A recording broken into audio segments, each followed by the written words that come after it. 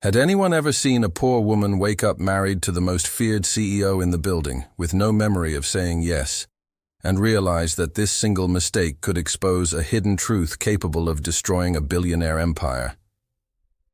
Melissa Hale opened her eyes with a ring on her finger, a pounding headache, and the voice of her cold CEO boss saying only one thing: "You're my wife." The room smelled like expensive soap and silence. Melissa lay still, staring at the ceiling she didn't recognize. The light was too soft. The sheets were too clean. Her head throbbed in slow waves, the kind that came after decisions her body remembered but her mind refused to claim. She turned her hand. The ring caught the light. Gold, heavy, real. Her breath stopped. "No," she whispered. She sat up too fast. The room spun, floor-to-ceiling windows, a skyline she only saw from conference rooms on the 40th floor. A luxury hotel suite that cost more per night than her monthly rent. Her phone buzzed on the bedside table. Missed calls, emails, calendar alerts, board meeting, investor briefing, emergency review. Her name tagged in internal threads. Melissa Hale, data analyst. Melissa Hale, wife? Her stomach tightened. She swung her legs off the bed, bare feet touching cold marble. The dress from last night lay folded on a chair.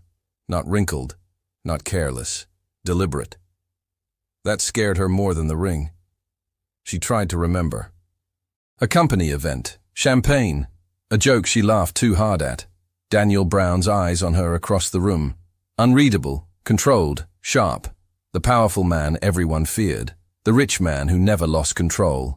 Then nothing. The door opened without a knock. Daniel Brown stepped inside. Perfect suit, perfect posture, hair immaculate. Not a single sign that his world had tilted off its axis, except his eyes. They locked on the ring, then on her. "We need to talk," he said. His voice was calm, too calm. Melissa stood. "Why are you in my—" "You're not in your room." He closed the door behind him. "And you're not single." Her chest tightened. "This isn't funny." "I'm not joking." He took a step closer, not invading, controlled, always controlled. "You're my wife." The word landed hard. Wife. Her breath broke. "That's impossible." "It's legal," he said. "Registered, documented, filed." She laughed once, sharp, panicked. "I don't marry people I barely speak to." "You spoke," he said. "You were clear." Her hands shook. "I don't remember." "I know." That was worse. She searched his face for cruelty, for mockery, for power. There was none, only tension, calculation, something tightly locked behind his eyes. "This can't stay quiet," she said. "People will find out." "They already are." Her phone buzzed again. A message from Lila Smith. "Are you alive? Because the office is on fire." Melissa swallowed. "This will ruin me," she said. "They'll say I slept my way up, that I cheated the system, that I won't allow that." She looked at him. Really looked. The billionaire, the millionaire, the arrogant boss everyone obeyed without question. "Why?" she asked. "Because it's not true," he said. "And because I'm responsible." "For what?" she demanded. "For marrying an employee? For protecting my wife?" The word hit differently this time. Her chest burned. "I didn't ask for this." "Neither did I," he said. Then quieter, "But we're here." Silence stretched. Outside, the city moved. Inside, her life split in two. "What happens now?" she asked. Daniel exhaled slowly. "For now," he said, "we stay married." Her heart dropped. "Temporarily," he added, "until I can contain the fallout." "And my choice?" she asked. His jaw tightened. "You have one," he said, "but walking away won't erase what already exists." She stared at the ring again. The weight of it felt heavier now. "Then we set rules," she said. "Clear ones." His eyes sharpened. "Go on. No favoritism. No protection that looks like control. No touching. No pretending outside what's necessary." "And inside?" he asked. She met his gaze. Inside, we survive. Something unreadable crossed his face. Agreed, he said. Her phone buzzed again. Another message. Another rumor forming. The scandal was already breathing, and neither of them could stop it. If this story already caught your attention, make sure to subscribe to the channel, because what's coming next will change everything. The elevator ride down felt longer than it should have. Melissa stood beside Daniel in silence. A careful distance. No accidental touch.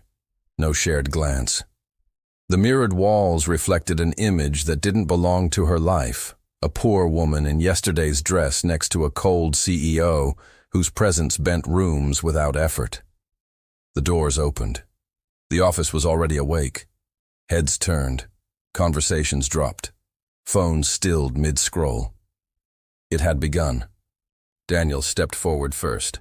Not fast, not slow, controlled. The same way he entered boardrooms before firing half a department without raising his voice. Melissa followed. She felt it then. The shift. The invisible line between rich versus poor, power and exposure. He moved like someone who owned the ground. She moved like someone who could lose everything with one wrong step. Melissa. She flinched at the sound of her name. Lila Smith crossed the floor quickly, heels clicking, eyes wide. Marketing director. Best friend. The only person in this building who saw her as human before analyst. "Tell me this is a rumor," Lila whispered. Melissa opened her mouth. Daniel spoke first. "She has a meeting," he said. 10 minutes. Lila looked at him, then back at Melissa. "Oh," she said softly. "This is real." Melissa nodded once. Lila didn't laugh, didn't joke. She squeezed Melissa's arm. "We'll talk later," she said. "I've got you." Daniel watched the exchange. Something shifted in his expression. Approval or respect. They walked again. Inside the conference room, Brandon Miller was already seated. CFO, calm, observant. The kind of man who didn't panic. He calculated losses. He looked up. "Daniel," he said. Then his eyes moved to Melissa. Paused. "Melissa." She straightened. "Mr. Miller." "You don't have to," Daniel started. "I do," Melissa said quietly. Brandon leaned back. "The situation is complicated." "That's one word for it," Daniel replied. Brandon folded his hands. "Legally?" "Clean," Daniel said. "Ethically?" Silence. Melissa felt it pressed down on her chest. "I didn't plan this," she said, "and I won't benefit from it." Brandon studied her, not dismissive, measuring. "Intent matters," he said, "but optics matter more." Daniel nodded. "Which is why we set boundaries." He turned to Melissa. "Say them." Her heart beat faster, but she didn't look away. "No changes to my role," she said. "No access I didn't already earn. No interference in my evaluations. If this becomes a weapon against me, I walk." Brandon raised an eyebrow. Daniel didn't hesitate. "Agreed." "And publicly?" Brandon asked. "We say nothing," Daniel said. "Until we must." Melissa looked at him. "No lies." "No lies," he confirmed. The door opened suddenly. Ethan Jones stepped in without knocking. VP of Operations, smiling too easily. "Well," Ethan said, eyes flicking between them, "this is awkward." Melissa felt heat crawl up her neck. "Leave," Daniel said. Ethan chuckled. "Relax. People are talking anyway." "That's not your concern," Daniel said. Ethan's smile thinned. "Just making sure everyone knows the rules." Daniel stood. The room changed. "Here's a rule," he said evenly. "You don't speculate about my wife." The word echoed. Wife. Melissa's breath caught. Ethan blinked. "Of course. Didn't mean—" "Good," Daniel said. "Because if I hear one comment framed as a joke, a concern or a warning," he leaned forward slightly, "you'll explain it to the board." Ethan swallowed. "Understood." He left. The door closed. Brandon exhaled. That was direct. It needed to be, Daniel said. Melissa stared at the table. Her hands were trembling. He noticed. When Brandon stood to leave, Daniel paused him. She stays in the analytics review this afternoon, Daniel said. No reassignment. Brandon nodded. She earned it. When the room emptied, silence returned. Melissa looked up. You didn't have to do that. I did, Daniel said. For me. For the truth, he replied. You belong here. She searched his face for calculation. Found none, just certainty. Outside, the office buzzed louder now. Rumors grew teeth. Screens glowed. Messages spread. Melissa walked toward her desk, heart racing. Behind her, Daniel watched. Not as a powerful man protecting an asset, but as someone choosing quietly to stand between her and the storm. And the building felt smaller because of it. The boardroom lights were too bright for the mood inside. Melissa sat near the end of the table, tablet in hand, spine straight. She had presented to executives before, million-dollar projections, risk models that saved the company twice. None of that had ever felt like this. Across the table, Brandon Miller reviewed documents without lifting his head. Calm.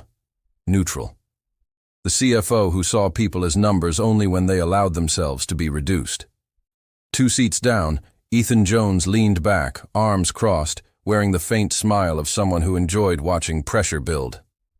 Daniel sat at the head, the cold CEO, the billionaire, unmoved, until his eyes flicked to Melissa.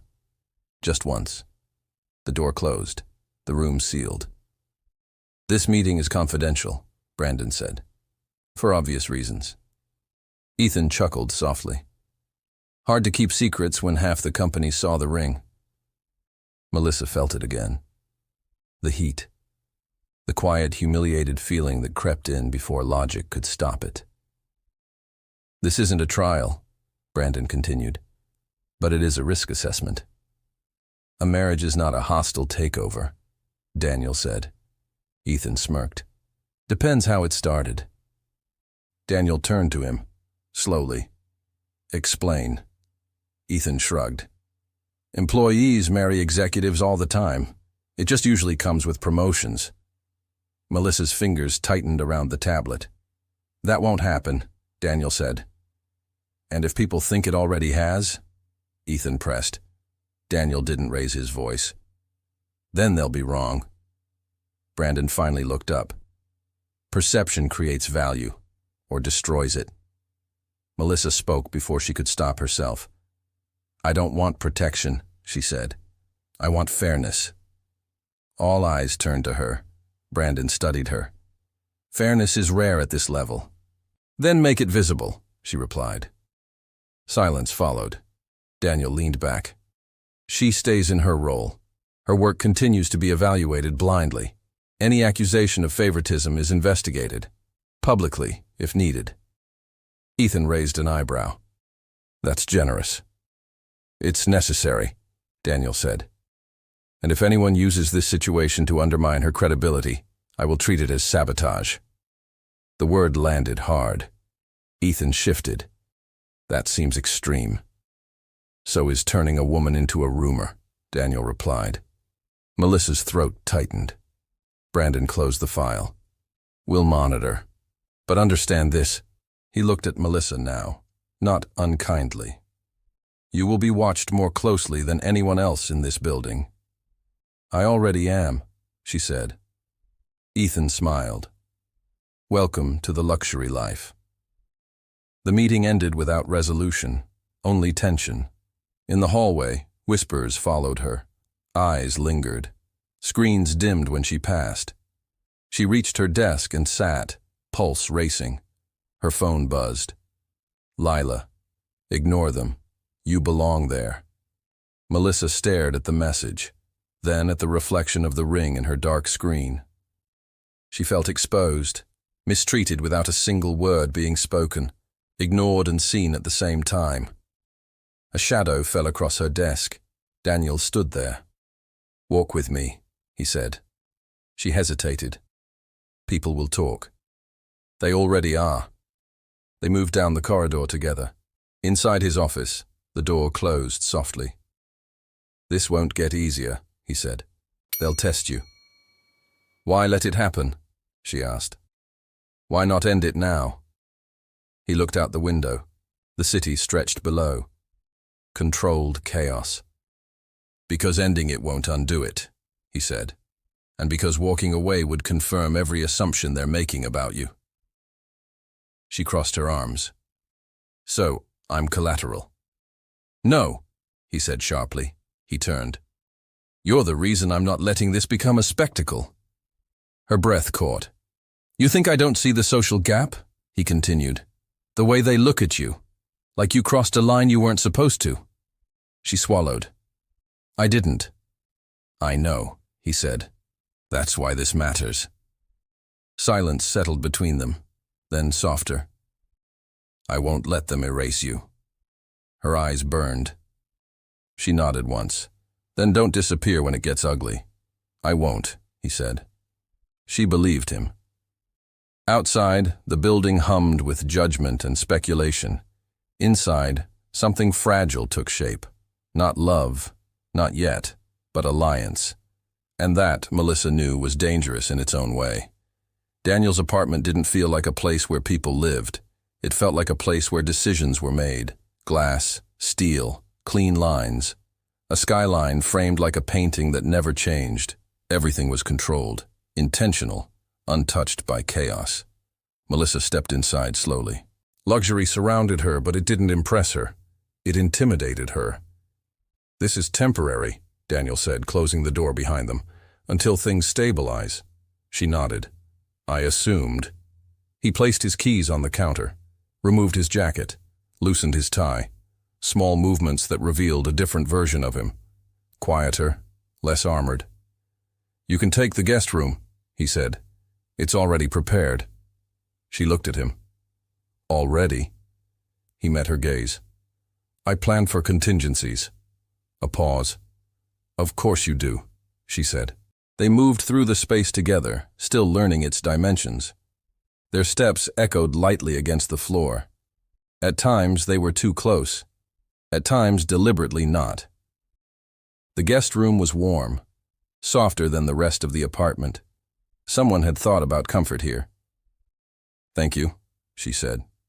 "For what?" "For not pretending this is easy," she replied. He nodded once. "It isn't." Later, they stood in the kitchen, a quiet distance between them. Daniel poured 2 glasses of water, handed her one. Their fingers brushed, brief, accidental. Neither of them spoke. The silence stretched. Not awkward, just charged. "You don't drink?" she asked, noticing the untouched bottles on the counter. "Not tonight," he said. "Too many decisions already made without clarity." She smiled faintly. "That makes 2 of us." They sat at opposite ends of the table, city lights reflecting in the glass between them. "So," she said, breaking the quiet, "what happens if this doesn't work?" He considered the question carefully. "Then we end it deliberately," he said, "not impulsively, not as damage control." "And if it does?" she asked. His eyes held hers longer than necessary. "Then we'll have to explain why 2 rational people made an irrational choice," he said, and kept choosing it. Her breath slowed. "That sounds exhausting," she said.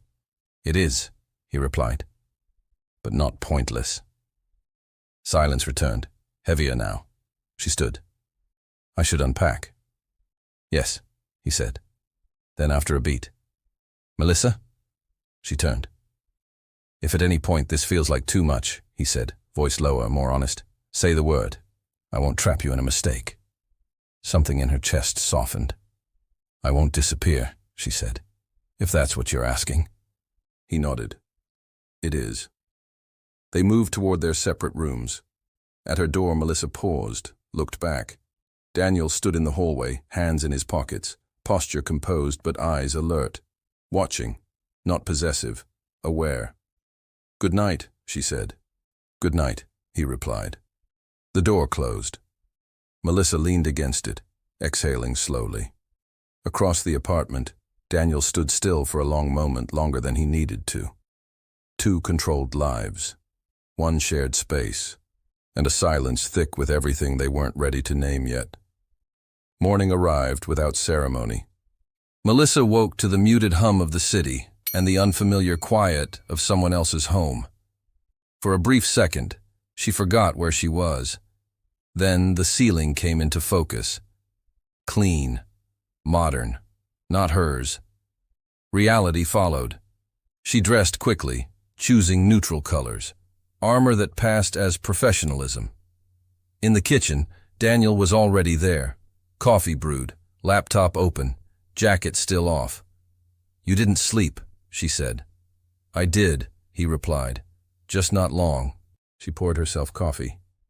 This time, when she reached for the mug, he slid toward her. Their fingers met again. Longer than the night before. Not accidental. Neither pulled away immediately. Something settled between them. Not urgency. Awareness. The silence broke with the vibration of Daniel's phone. He glanced at the screen. His jaw tightened. "The floor's already active," he said. "Someone scheduled an all-hands for noon. Not my call." "That was fast," Melissa said. "It was inevitable." By the time they arrived at the office, the building felt different. Not louder, sharper.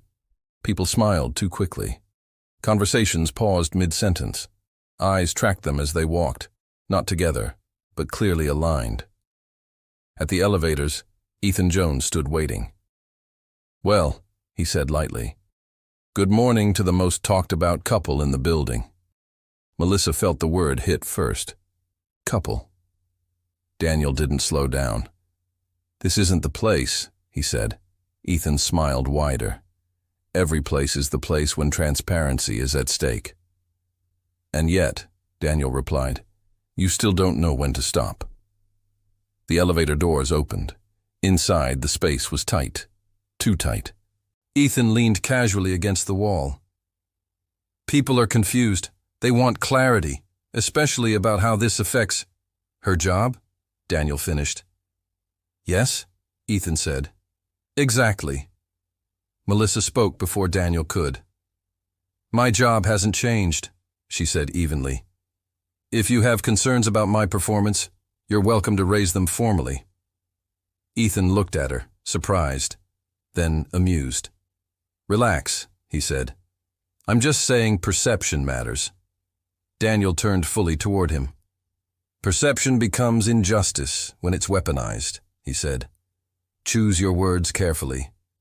The elevator reached their floor. Ethan stepped out first. Of course. Wouldn't want anyone feeling embarrassed. Daniel watched him go, eyes cold. The morning unraveled quickly. Meetings stacked.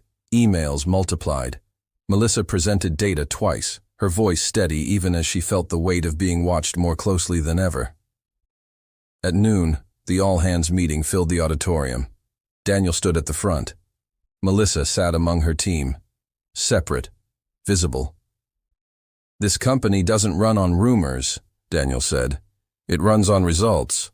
Eyes flicked toward Melissa. "No one here earns credibility through proximity to power," he continued. "They earn it through performance." A pause. "Anyone suggesting otherwise misunderstands both this company and me." The room stilled. Melissa felt something in her chest loosen. After the meeting, Lila found her near the elevators. "That," Lila whispered, "was intense." Melissa exhaled. "I didn't know if he would say anything." "He didn't just say something," Lila said. "He drew a line." Across the floor, Daniel watched Melissa laugh softly at something Lila said, noticing the way tension left her shoulders when she felt safe. He looked away first. That evening, back at the apartment, the distance between them felt smaller.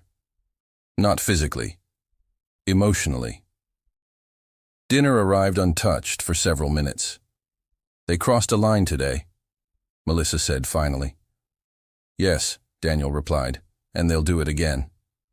She looked at him. "What if it costs you?"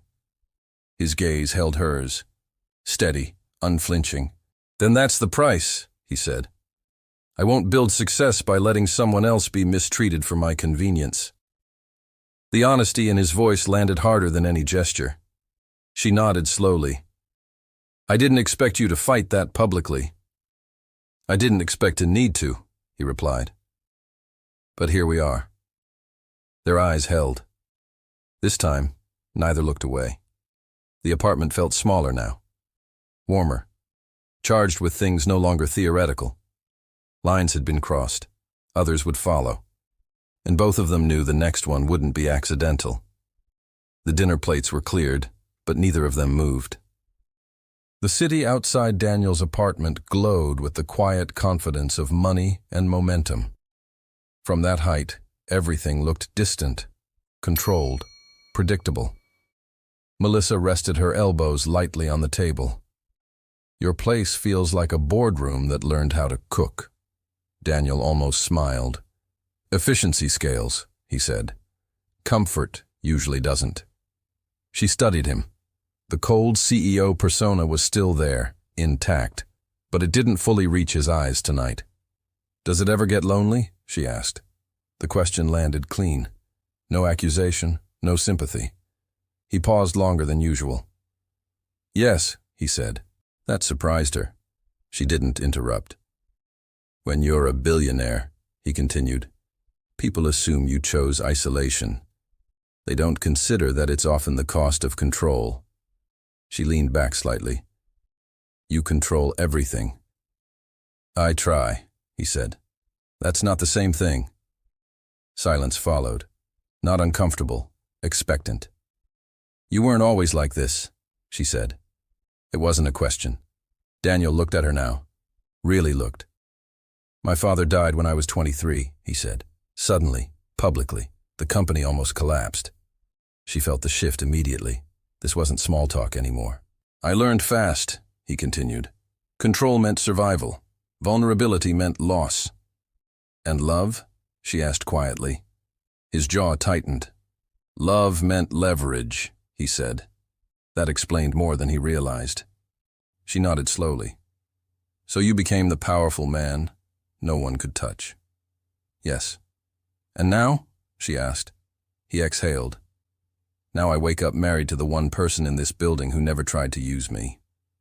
Her breath caught. That's not fair, she said. You don't know that. I do, he replied. You never treated me like a rich man. You treated me like a problem to solve. A small laugh escaped her. You are a problem. That's generous.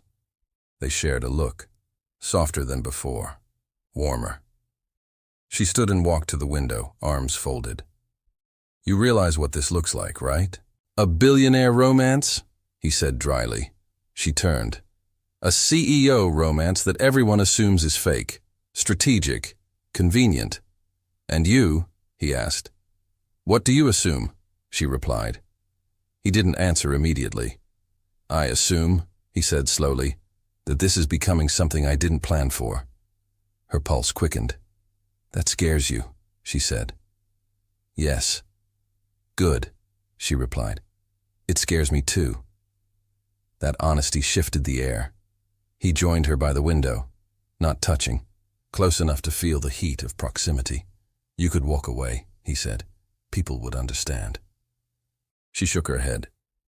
They'd say I was exploited, or that I panicked, or that I got what I wanted and disappeared. And what do you want? He asked. She met his gaze. To not be ignored, to not be wrongfully accused, to choose, not be dragged. His voice lowered. And with me? Her heart hammered. With you, she said. I want honesty, even when it's inconvenient. He nodded. That's the only thing I can offer. The silence between them tightened. Not heavy, focused. For the first time since the accident, Melissa felt it clearly. This wasn't a fake relationship. It wasn't forbidden love fueled by secrecy. It was two people standing in the open, deciding whether to step closer. Daniel spoke first. We should set boundaries, he said. She raised an eyebrow. You just opened up emotionally, and now you want rules. Yes, he replied. Because without them, This becomes chaos. She smiled faintly. I don't hate that about you. I know, he said. You respect it. She did, and that respect, layered with attraction, fear, and possibility, felt more dangerous than anything that had happened so far. Because this time, there was no alcohol, no accident, just choice. And once made, it would change everything. Melissa Hale was halfway through a forecast when her phone vibrated. She ignored it. Numbers demanded attention. Patterns didn't lie. Data didn't judge. That was how she stayed grounded in a company where perception could turn into injustice overnight. The phone vibrated again. She didn't move. The third vibration broke her focus. She glanced at the screen. Mom. Something tightened in her chest. Melissa stood and stepped away from the analytics floor, moving toward a quiet corridor before answering. Her voice stayed steady. Hey. There was a pause on the other end. Too long. The hospital called, her mother said. Your dad's tests came back. They want to start treatment sooner. Melissa closed her eyes. How much? She asked. Silence again, heavier this time. More than we planned for. Her grip tightened around the phone. I'll figure it out, she said. She ended the call before her voice could betray her and leaned briefly against the wall, breathing through the pressure. Rent, bills, student loans, now medical costs. Now, rich versus poor wasn't abstract. It was arithmetic, and her numbers didn't balance. She returned to her desk and forced herself back into the forecast. Around her, the office buzzed. Screens glowed. Conversations flowed. The luxury life continued uninterrupted, indifferent to quiet crises. At midday, Daniel Brown passed through her floor. He didn't stop. He didn't look. Professional. Intentional. From the outside, it was exactly what it should have been. It still stung. By late afternoon, Melissa's model flagged a discrepancy in operational spending. Small, subtle, easy to overlook. She reran it. The anomaly remained. She leaned forward, focused now. This wasn't error. It was intent. Melissa saved the file and sent a concise message.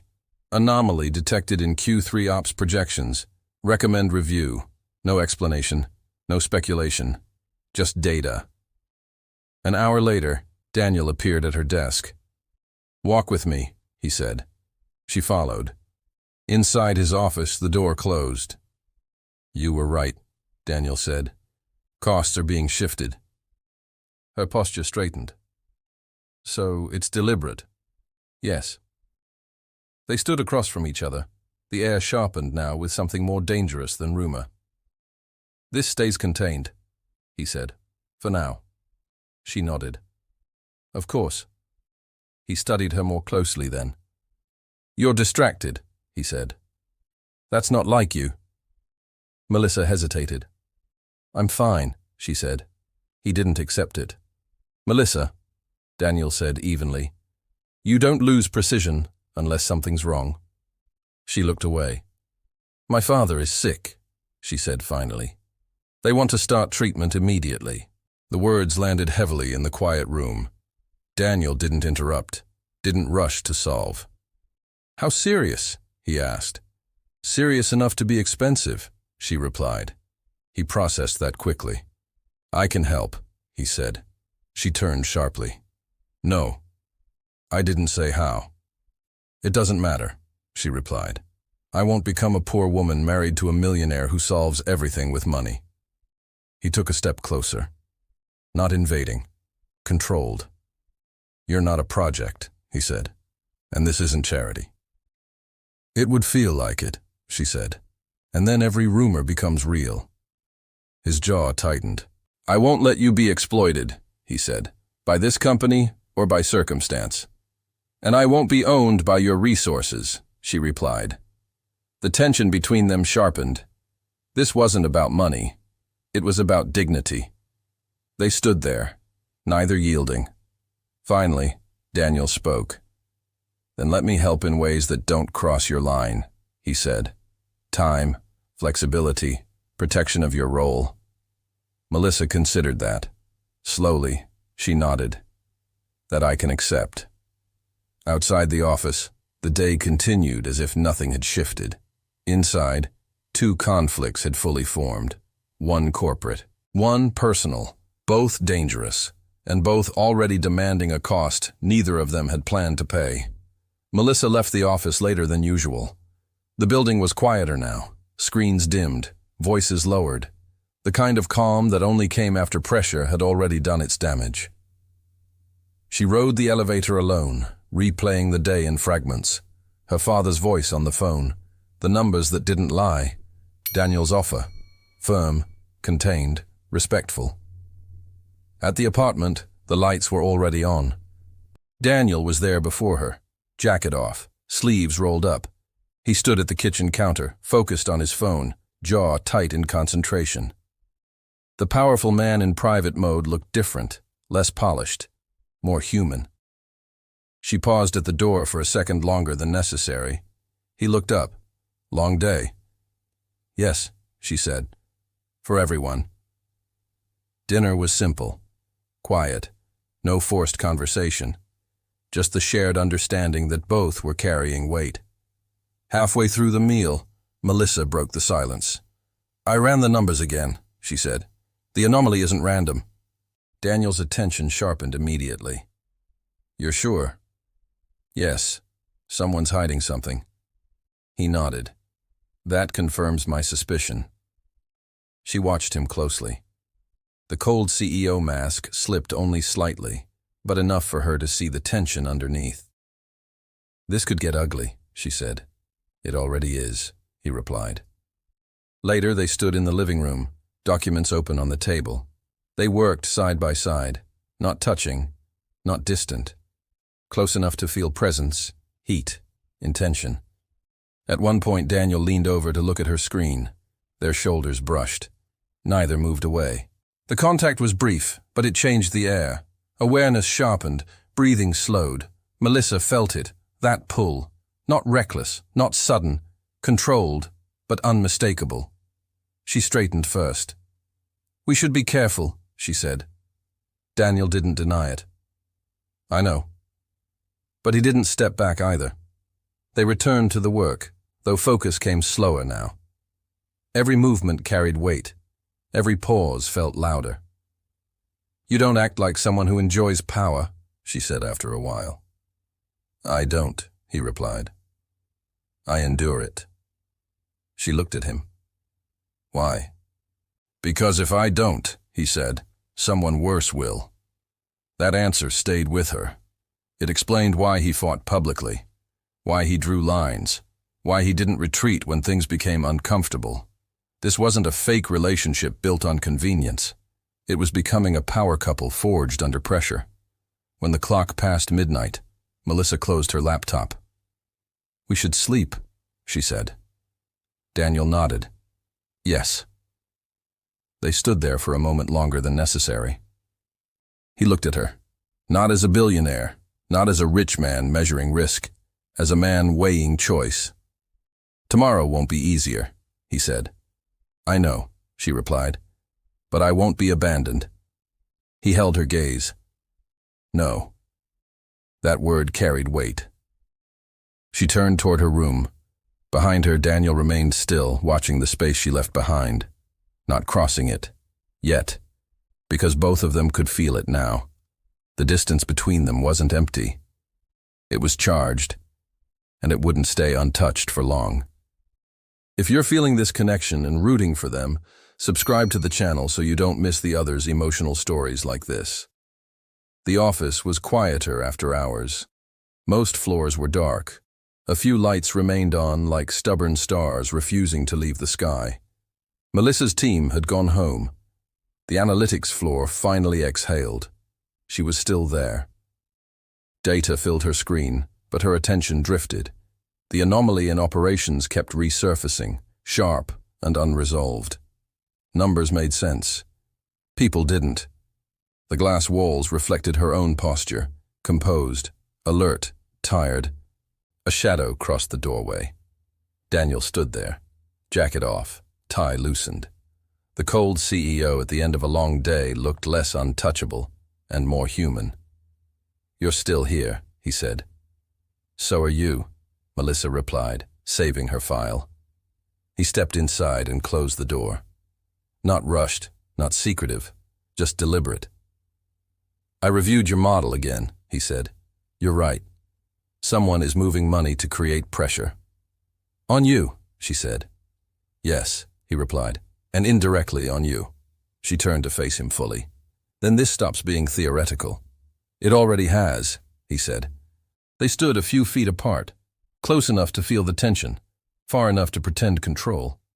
"I don't want this used against my work," Melissa said, "or my reputation." "It won't be," Daniel replied. "I won't let you be wrongfully accused or mistreated to protect the company." She studied his face, searching for calculation, found conviction. "That's a risk," she said. "Yes," he agreed. "One I'm choosing." The word lingered. Choosing. Silence settled, dense and focused. Daniel broke it carefully. "There's something else," he said. Melissa didn't interrupt. Us, he continued. "If it's going to exist beyond paperwork, it can't be accidental again." Her pulse quickened. "It has to be conscious," he said. "Clear, chosen." She nodded once. "Agreed." He took a breath. The kind a man took before stepping into uncertainty. "I want to cross a line," Daniel said, "but only if you do too." Her breath caught. He didn't move closer. "May I?" he asked quietly. The question landed with weight, not heat, intention. Melissa looked at him for a long second. The powerful man, the billionaire, the rich man, who never asked for permission from anyone. Waiting. "Yes," she said. He stepped closer, slowly. No rush, no urgency. His hand lifted, stopping just short of touching her cheek, a silent check. She didn't pull away. Their lips met. The kiss was controlled, deep, unmistakably real, not rushed, not desperate. It carried everything that had been held back: respect, attraction, tension, choice. When they separated, the space between them felt altered, not broken, redefined. Daniel rested his forehead lightly against hers for a brief second. Then he stepped back. "Thank you," he said. She exhaled, steadying herself. "For asking." Outside the glass walls, the building remained silent, unaware that something fundamental had shifted inside one office. This wasn't a fake relationship anymore. It wasn't a rumor. It wasn't forbidden love hiding in corners. It was a decision. And decisions, Melissa knew, changed everything. She turned back to her desk, hands steady now. Daniel watched her for a moment longer before leaving the office. The door closed softly behind him. The CEO romance had crossed its first real threshold, and neither of them was pretending anymore. The fallout didn't wait for morning. By the time Melissa arrived at the office, 3 alerts were already flagged in the system. Budget reallocations, vendor adjustments, timeline inconsistencies. None of them were large enough to trigger alarms alone. Together, they formed a pattern. Melissa sat at her desk, fingers moving fast, eyes sharp. This wasn't noise. It was design. Across the floor, Daniel exited the elevator surrounded by quiet. The cold CEO didn't greet anyone. He went straight to his office. Minutes later, Olivia appeared beside Melissa's desk. "He wants you upstairs," she said. Low voice. "Now." Inside Daniel's office, the blinds were half closed. Brandon Miller stood near the table, tablet in hand. His expression was tight, controlled. "This stays contained," Brandon said. "For now." Melissa connected her laptop to the screen without ceremony. "What you're seeing isn't mismanagement," she said. "It's pressure." Daniel folded his arms. "Explain." "Someone is reallocating costs to make your division look unstable right before the next board vote," Melissa continued. "If the numbers hold, it justifies intervention. Or removal," Brandon added. "Yes," Melissa said. And the timing aligns with vendor contracts routed through operations. Silence fell. Daniel's gaze sharpened. Ethan, I can't prove it yet, Melissa said, but the access trail points there. Brandon exhaled. If this is true, it's internal sabotage. Daniel turned to Melissa.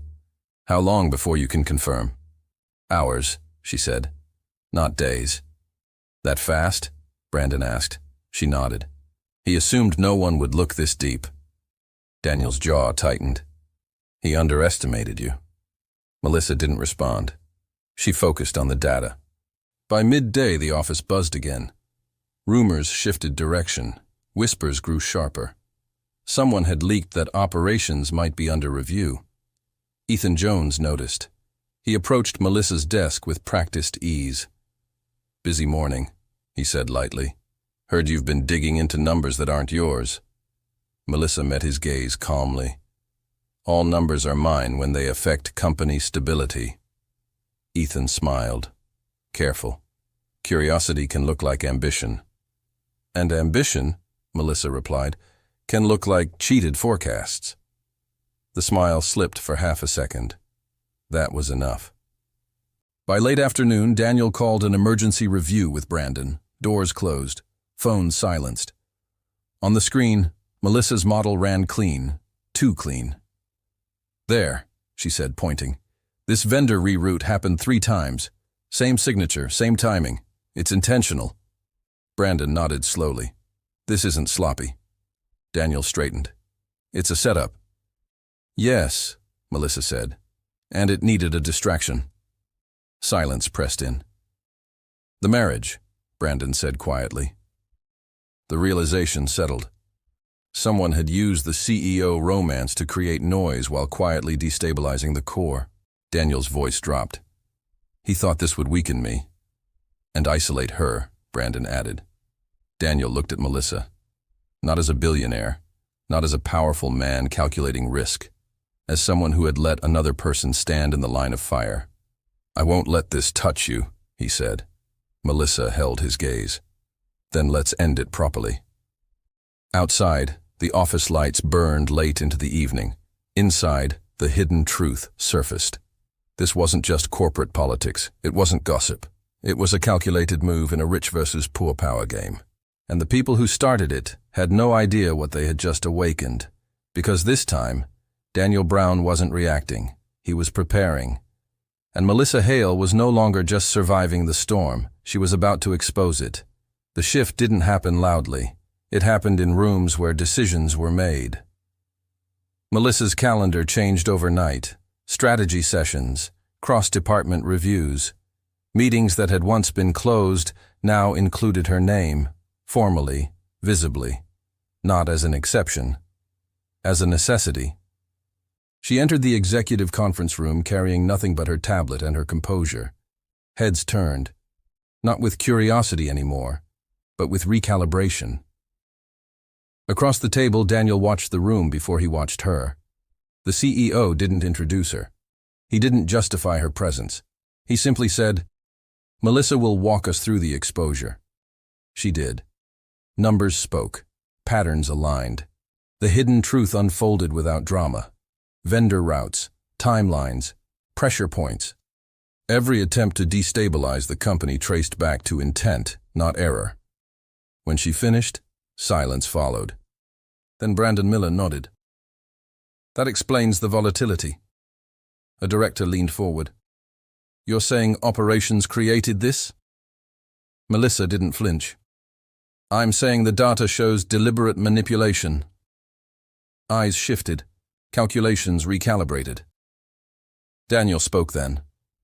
And that's why we're restructuring oversight immediately. No vote, no debate. Authority moved cleanly.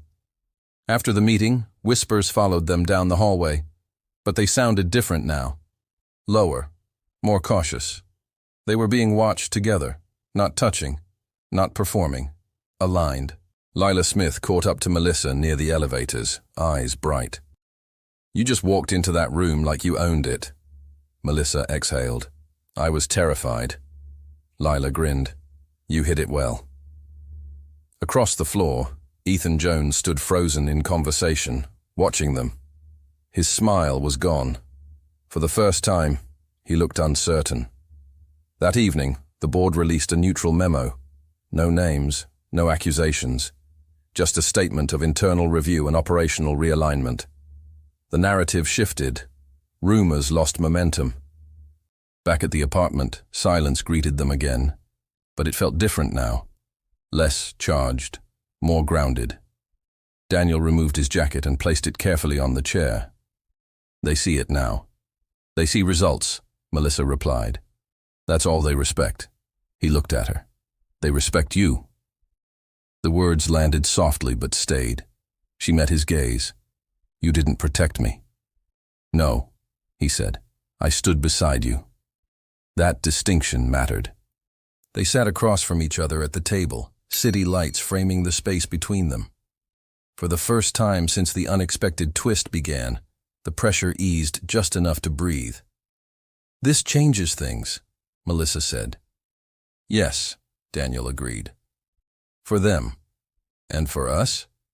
He considered the question, carefully, honestly. It makes the choice unavoidable, he said. She nodded. Good. Outside, the city continued its indifferent glow. Inside, two lives that had collided by accident were now being observed as something else entirely.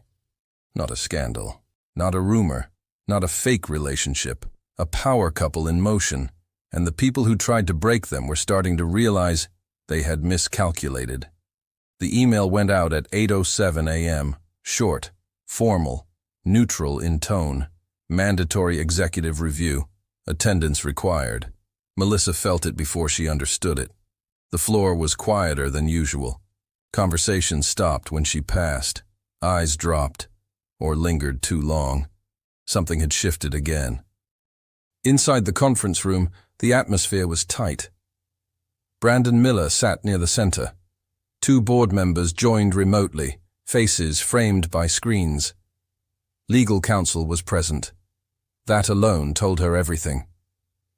Daniel entered last. He took his seat at the head of the table without looking at her. That hurt more than she expected. Let's begin, Brandon said. A file appeared on the main screen. Melissa's name was on it. Her stomach tightened. This review concerns a potential conflict of interest, Brandon continued. Specifically, the handling of internal data during the recent operational investigation. The word hung in the air.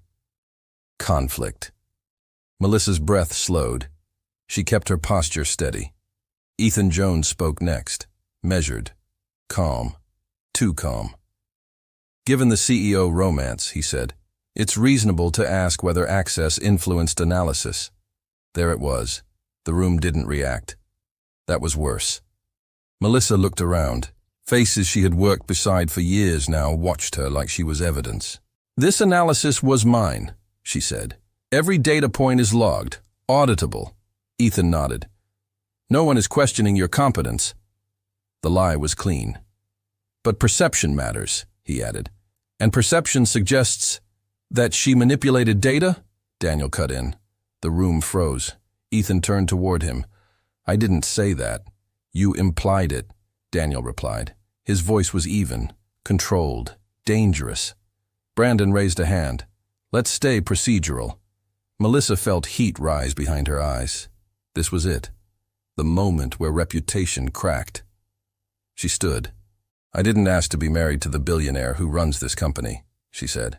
And I didn't use that marriage to gain access or advantage.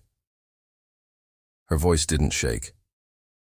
If my work is being questioned, she continued, audit it, publicly.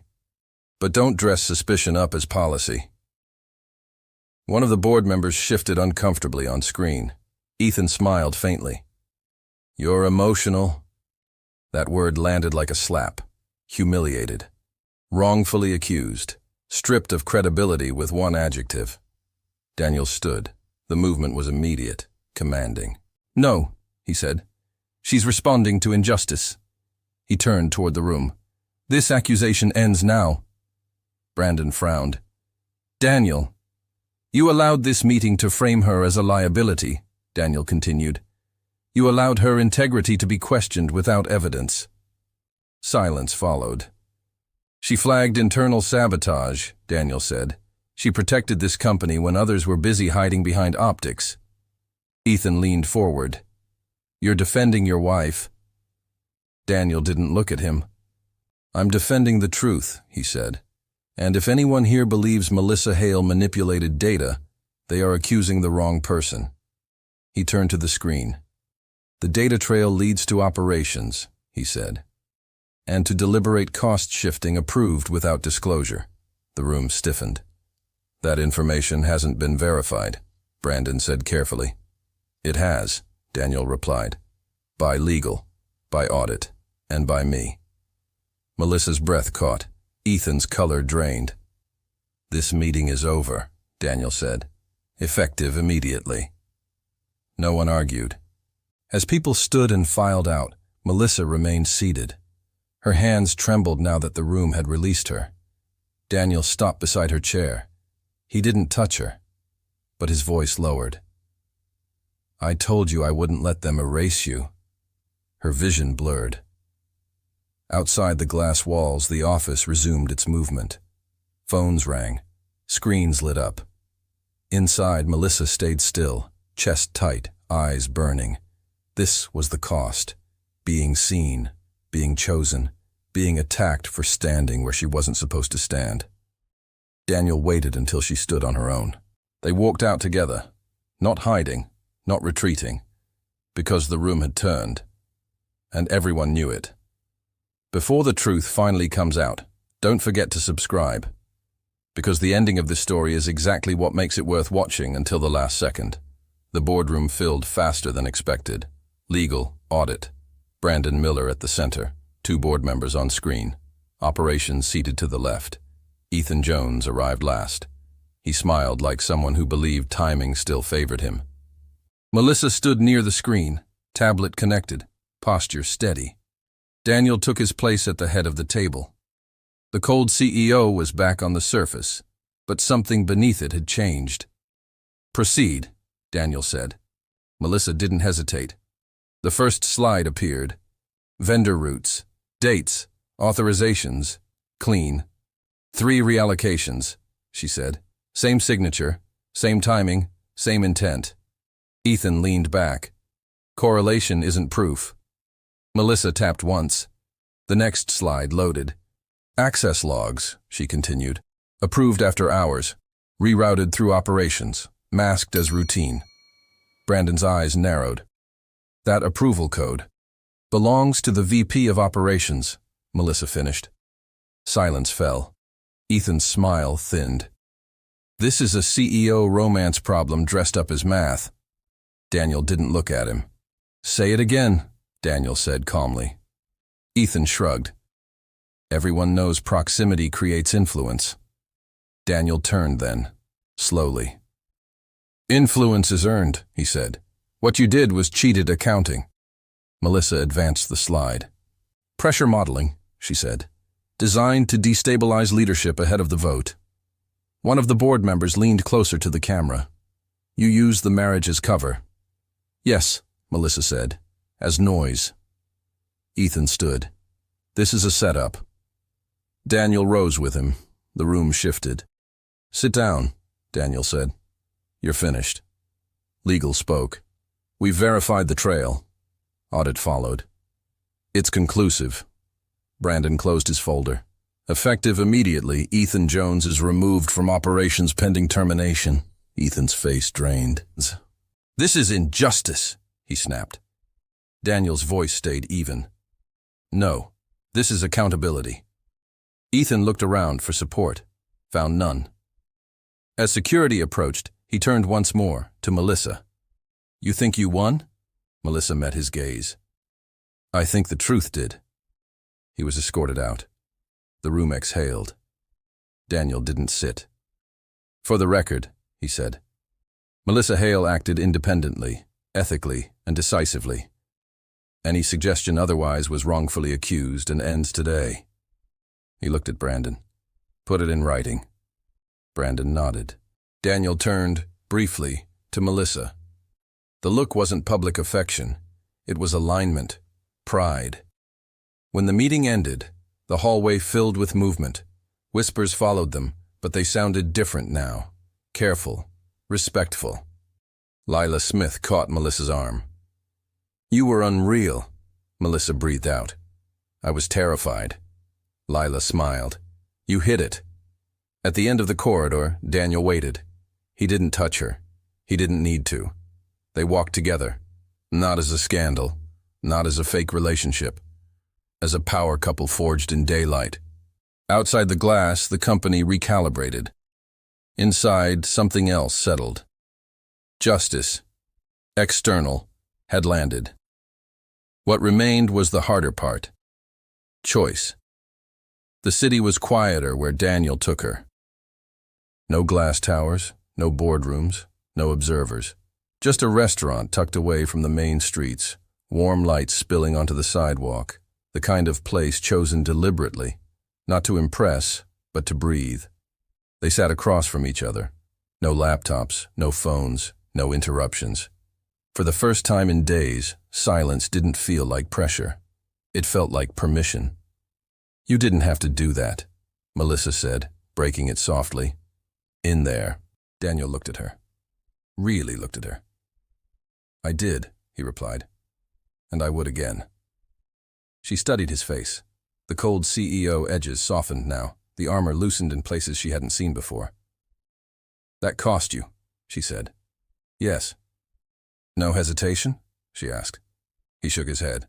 "Not when it comes to you." The words landed clean. No theatrics, no strategy. Truth. Melissa inhaled slowly. "Do you know how many people think I'm here because of you?" "Yes," he said. "And I know how many will stop thinking that tomorrow." She smiled faintly. "You're very confident." "I'm very tired," he corrected, "of pretending control means distance." The waiter arrived. Left. The moment held. Daniel rested his hands on the table. Open. Still. "I don't want this to be another decision made under pressure," he said. "Or fear. Or momentum." Her pulse quickened. "I don't want to be a billionaire who hides behind power," he continued. "Or a powerful man who only knows how to protect by command." She didn't interrupt. "I want to be chosen," he said. "Not because it makes sense on paper, not because it's convenient." He took a breath, the kind that came before a fall, or a truth. "I want you to choose me sober." The world narrowed. Melissa felt it, how far they'd come from the accident, the rumors, the rich versus poor assumptions, the social gap everyone tried to weaponize. "You already know my flaws," she said. "I don't bend easily. I don't disappear quietly."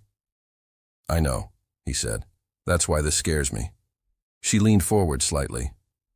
"Good." A flicker of a smile crossed his face. Daniel reached into his jacket, not hurried, not dramatic. He placed a small box on the table, didn't open it, didn't slide it toward her, just let it exist. "I'm not asking to erase what happened," he said. "I'm asking to build something different from it." He finally opened the box. Inside was a ring. Simple, intentional, nothing like the first.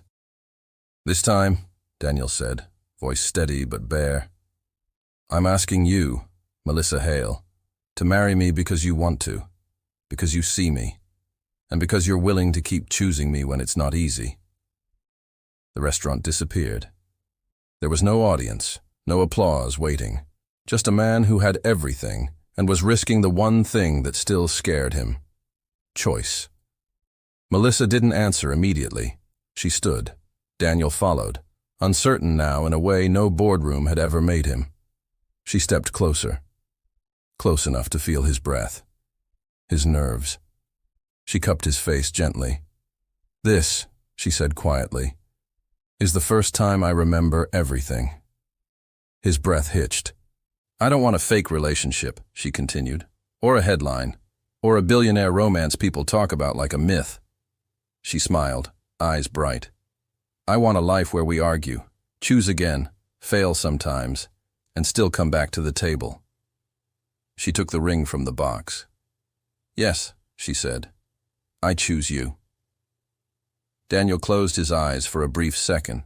Relief, disbelief, gratitude crossing his face all at once. When he opened them, he smiled. Fully. Not the CEO, not the rich man, just Daniel. He slipped the ring onto her finger with care. This time it fit. They didn't rush the kiss. When it came, it was slow, deep, certain, a promise made without witnesses. Outside, the city continued its restless motion. Inside, two people who began as an accident had finally become a decision. And this time, nothing about it was out of control. The ceremony was nothing like the first one. There was no neon sign, no rushed laughter, no forgotten details. This time, everything was intentional. The venue overlooked the city, but not from the heights of power. It was warm, open, filled with light and quiet anticipation, family, friends, colleagues, people who mattered, not people who watched. Melissa stood near the window, fingers lightly touching the ring she remembered choosing. Lila Smith adjusted the edge of her dress. "You look calm," she said. "I am," Melissa replied. "That's how I know it's right." Across the room, Daniel waited, not pacing, not rehearsing control, just standing still. The cold CEO was gone. What remained was a man who had learned that love wasn't a weakness. It was a decision that demanded courage. When Melissa walked toward him, conversations softened. Phones stayed down. No one needed proof. They saw it. The officiant spoke, but the words faded into the background. What mattered was the space between them. Small now, finally closed. Daniel took her hands, steady, warm. "I spent most of my life believing control was safety," he said. "I was wrong." A few smiles, a few quiet breaths held. "With you," he continued, "I learned that choosing someone every day takes more strength than standing alone."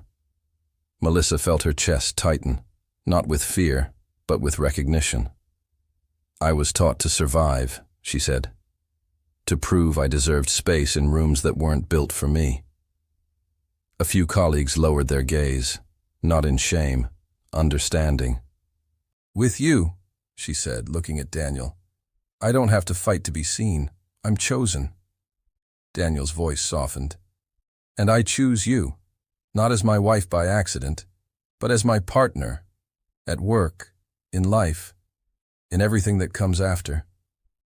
They exchanged rings, not symbols of ownership, symbols of commitment. The applause that followed wasn't loud.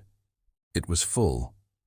Later, during the quiet of the reception, Brandon Miller raised a glass. "To Melissa," he said, "for reminding us that integrity isn't about position."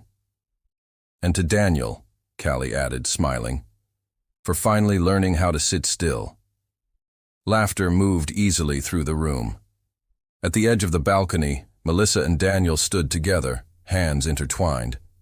The city spread out below them, still ambitious, still unequal, still full of sharp edges. "You know," Melissa said, "people will always have opinions." "Yes," Daniel replied, "but they don't get a vote." She leaned into him slightly. "We make a good power couple," he smiled. "We make a conscious one." This wasn't a fake relationship, not a forbidden love, not a headline-ready billionaire romance framed as fantasy. It was a life built after the chaos, a CEO romance that survived scrutiny, a story of redemption, not rescue, a life-changing partnership forged across a social gap, not erased by wealth. As the evening settled, Daniel kissed her temple gently. "Tomorrow," he said, "we go back to work." Melissa smiled. "Together." "Yes," he said, "together." They stayed there a moment longer, watching the city that had tested them, judged them, underestimated them. This time it didn't matter. What began as an accident had become a choice. And tomorrow, they would choose each other again. If this story moved you, subscribe to the channel and stay with us. The next story is coming soon, and it will challenge love, power, and choice in a whole new way.